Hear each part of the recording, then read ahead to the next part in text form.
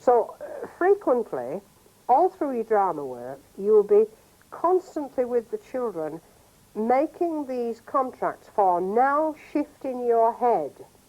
Right. Now you need your drama eyes. Yeah. And one of the things you may want to do is actually teach children they've got drama eyes and they, at their will, summon them. Far too many teachers try to carry that summoning against the kids, whereas if they go with it, you can say, okay, for this, you know, we're really going to need our drama eyes because I'm going to have to pick a big fish up.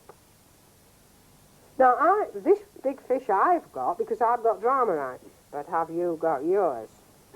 Because if we're going to get this fish cut up for dinner for 52 orphans, you know, your drama eyes, and you can actually, and they'll say, yeah, I think so. Wait a minute, give us another minute. Yeah, it's got scales on, you know, and you rub it up the wrong way. You don't have to. And you're feeding the drama eyes at their will. Because you're not trying to lay it on them. You're trying to make them do it to themselves. You're just calling up the drama when you need it. Yes, because that's what it's about. If we can't call it up, we're at the mercy of it. Because if we can call it up, we can put it aside. Yeah. And you see, you want drama to work efficiently. You don't want to be in the drama all the time. You want to be in that curriculum. Yeah.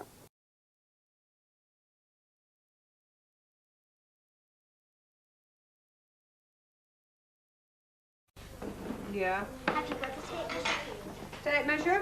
Tape measure? Anybody got a tape measure in your drawer?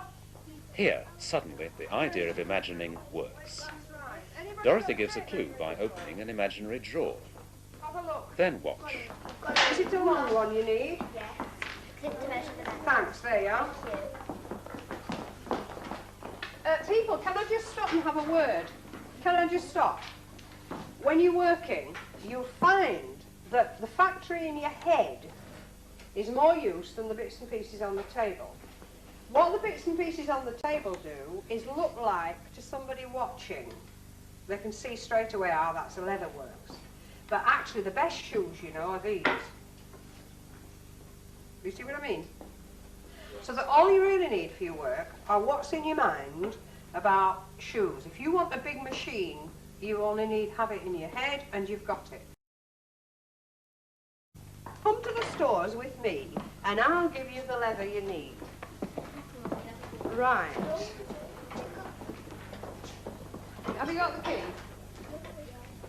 Thanks. Now then. You see, there's every thickness from the very, very thick down there to the very, very finest up there. Now, it's that sort of leather we need. Do you see what I mean? You need those other eyes. You know? The eyes of the mind. Right. And it'll be the eyes of the mind that we need all day today. Because we're working really carefully at making shoes.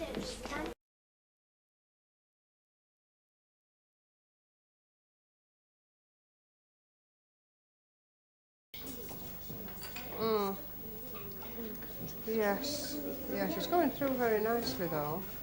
Have you got it set up for the right width? And how many metres are you cutting off this then? I just need to cut off 3 strips. What width? One, Right, you get stitching got that buckle on 2 then, it'll be all right. 3-inch ones and 1 1.5 inch. Well, when you've got it all cut up, you better stamp it then with... Oh, we had, yes, any spares. I'll tell you what, put in my office, then you know. Can I have some spare bits of leather? Right, there's some in the attic, is there? I'll remember that. Can I go downstairs because I've got to get some best quality elastic. Oh, I was going to Oh, is that for that invalid at boots? the end because you can't Yes. get any laces. Yes, what colour are you going to get? Grey. Grey. Very nice to match the other. Right, yes, of course you Should we can. go up and get the leather? As long as it doesn't interfere with the job you're doing. No, how are you doing? I'm making these invalid shoes. Oh, yes. Have you got round to the stitching now? Yes, I'm sewing. Right. Which are you sewing? I'm sewing these together. Oh, yes, you're sewing all that down to the sole. Yes, right. You think brown would be the best colour? Well, really, it's better to get the softest leather. Really, is brown the softest you've been able to find? Well, I should just get on with it then. Yeah, use a fine needle. Yes. Where's your needle rack? There. I'll get one of the finer ones. That may be a bit fine. That might be all right. There's no green elastic. I just work on it. Oh, everything. We're always out of stock. This is ridiculous.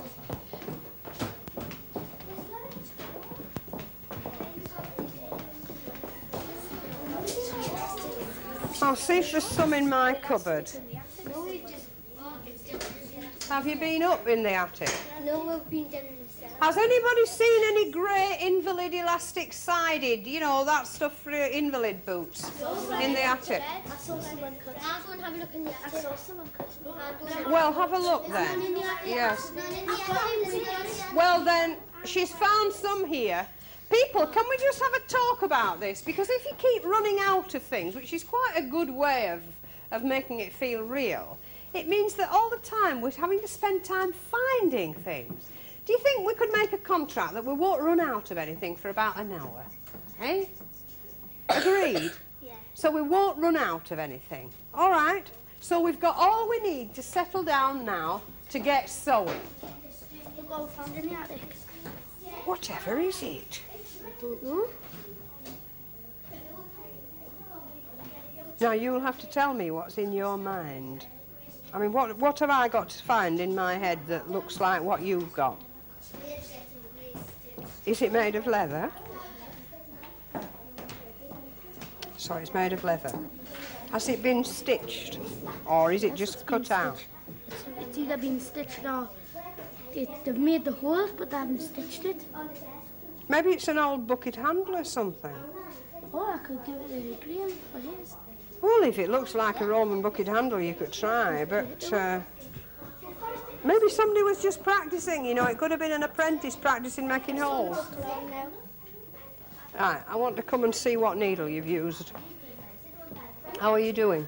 Yeah. Are you ready for cutting out now, David? Yeah, honestly, Right. it's going to be delayed and we can't take it to Mr. Roberts tomorrow.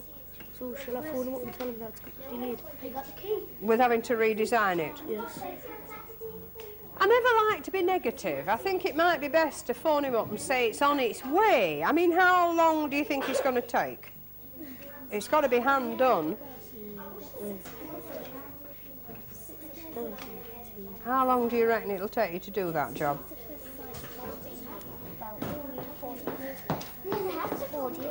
Well, give him a ring and say it'll be ready in 4 days. It's more positive than telling him it'll be delayed. You know. And then get sewing.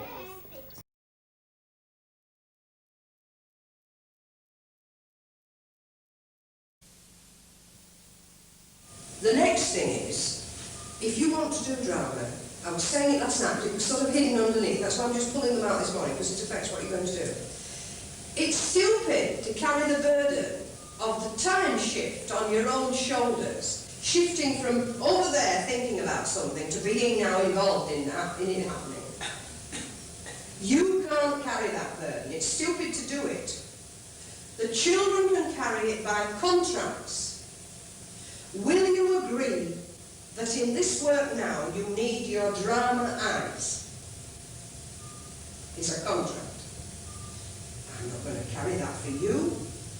I won't be here all the time. You've got to be able to do it. The individual transforms themselves into the artist, not the teacher doing it on you. Will you agree that now you see me and you can call me Mrs. Heathcote and I'm in the room? And will you now agree that if I take up this arrow, I represent Robin Hood? That's all we need.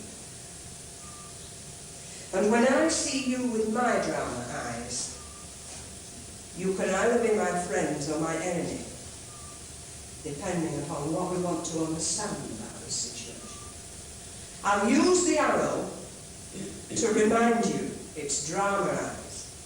And when I don't need it, I shall put it down and you'll do it anyway. And that is the gift I give you for your life. Will you agree that this room now is transformed through your will into the palace at Versailles? Now you must contract. For years people have avoided contracting, hoping by some strange osmosis 35 kids in 35 minutes will understand this. How can they? They can do it just like that. You can teach 5-year-olds. You can teach 2-year-olds. They know already. There's the world that they see in their head, because they will. And there's the world that they see tangibly at their will.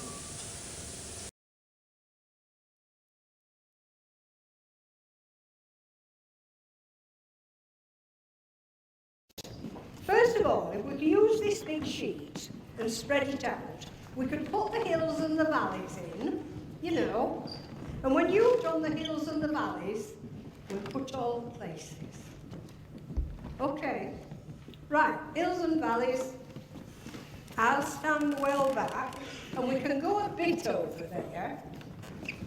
We just want the hills in a nice, good place, because on the best of the hills, there is a palace. You better not cover all the newspapers, you won't have anything to make the hills with. Right, plonk it down on the floor and start getting it to be hills and valleys. You can screw them up, do what you need. Give everybody a go, keep at it. That's right. And we keep stopping and saying, have we got enough hills, or, you know, I can't put the rivers in today, but we would. That's it. Now, they'll fit out nicely under this sheet, but then we'll have to keep keeping off the sheet so that we can see how the hills and the valleys work. Remember, we're making a town with an interesting shape of geometry. Right, shove them underneath so that we get them bumped up. We don't want them on the top, they're underneath, making the countryside. Scruff them up, that's it, we've got a couple of hills over here. That's great. And we want them to be reasonable. Where there's hills, there'll be good water. That's coming on nicely. And we don't want so many hills, we've got no places where people can walk on flat legs, you know. And when you think you've got enough hills, let's sit back and take a look.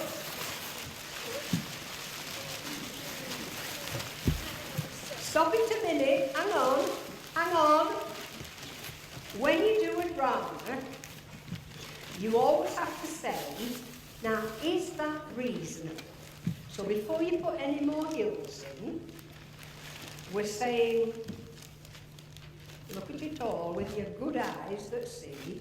Now, is that reasonable that people would come and find this is a good place to settle down? Years and years ago, people came and said, we'll settle here, and it grew, and it grew, and it grew. So, if it's not so reasonable, if anybody has a notion about what's unreasonable, tell us. If you think it's right, yes? Well, is there meant to be a big kind of dent in the middle going down? Well, that might be a good flat place for the buildings, you know. Might have been good for cattle in the beginning. I mean, is everybody comfortable with the flat bit in the middle? Are you? No, you're not, right. Yeah, you think it's back. Yeah. Yeah, well, you could spread the sheet a bit more. I'm sorry, I can't make it bigger than the sheet. Ah, you mean the middle seems to be bigger? Yes, I can see the point. I'm going to look at it over here. Right, it looks to me like the hills are going further in than further out. Are we trying to get it flatter in the middle? Right.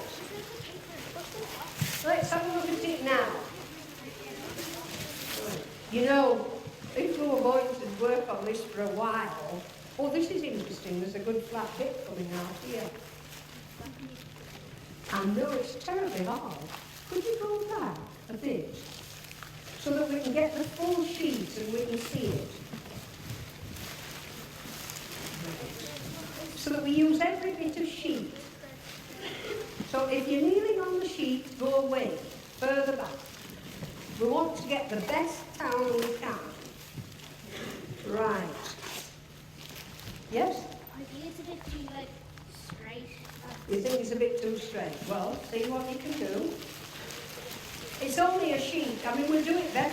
If we were with you all the time, we could do it better, but we can only do it start, you know. I mean, we're playing God with mountains here, aren't we? We're going up and down and round. Okay. Now let's make this the final push. The final push. Let it rest. Right. Now you've got two sorts of eyes. You've got eyes that can see, and they see sheets and newspapers. You've got the eyes of the mind, and you can do it this way. I find it useful to do this. And I say, I am going to see hills and valleys. I'm not seeing sheets and newspaper. And later, all these hills will have a name, and we will know these hills. Our children will be born here. We can see the good patches of green and the forests and the town. There's your drama eye.